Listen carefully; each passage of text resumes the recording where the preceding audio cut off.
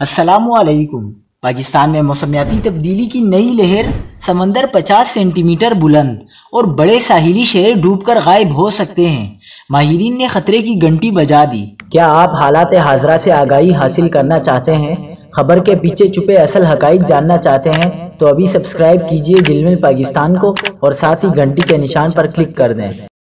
आपको बताते चलें कि सेक्रेटरी मौसमियाती तब्दीली का कहना है कि सेनेट की कायमा कमेटी बराए मौसमियाती तब्दीली के इजलास में तेल का खेज इंकिशाफात सामने आ गए।